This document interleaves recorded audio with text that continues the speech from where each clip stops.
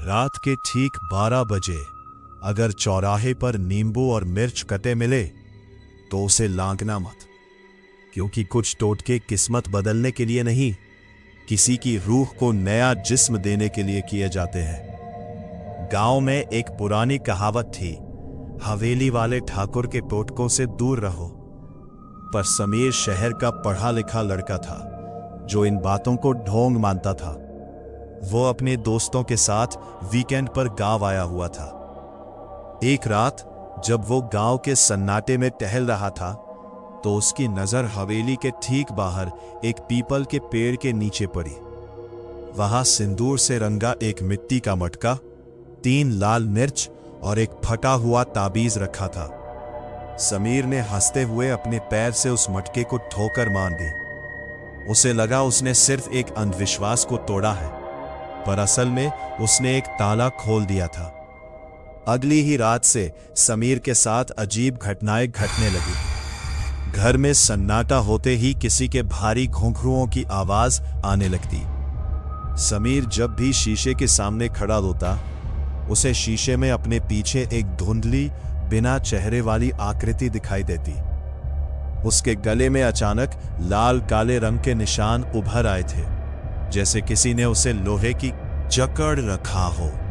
गांव के तांत्रिक ने समीर को देखते ही खौफ से कहा, तुमने जो टोटका तोड़ा वो किसी बलि चढ़ी रूह को बांधने के लिए था। अब वो रूह उस टोटके के बंधन से आजाद हो चुकी है और उसे नया शरीर चाहिए, तुम्हारा शरीर। समीर को बचाने के लिए तांत्रिक ने रात के 12 बजे उसी पीपल के पेड़ के नीचे एक पलटाव टोटका करने का फैसला किया। तांत्रिक ने मंत्र पढ़ना शुरू किया। आग की लपटें तेज हो गईं, हवाएं चीखने लगी। समीर दर्द से कराह रहा था। अचानक तांत्रिक जोर जोर से हंसने लगा। उसकी आंखें एकदम काली हो चुकी थी। समीर ने कांपते हुए पूछा, बाबा ये आप क्या कर रहे हैं? तांत्रिक, या कहें उसके अंदर बैठी रूह ने ठंडे स्वर में कहा, बेवकूफ, जो टोटका तुमने कल तोड़ा था वो मुझे आजाद करने के लिए नहीं, मुझे पकड़कर इस पेड़ से बांधने के लिए ठाकुर ने करवाया था।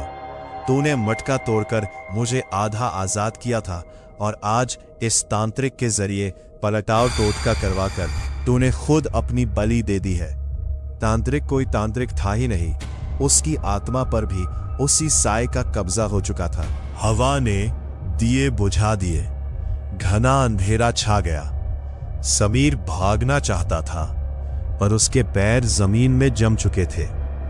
पीपल के पत्तों से खून की बूंदें टपकने लगी।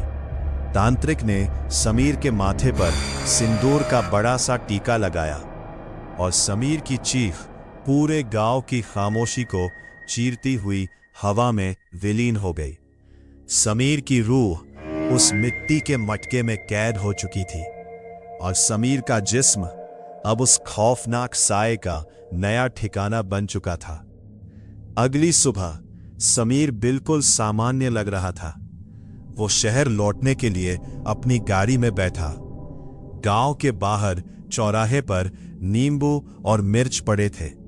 समीर ने गाड़ी रोकी, शीशा नीचे किया और एक खौफनाक मुस्कान के साथ मुस्कुराया।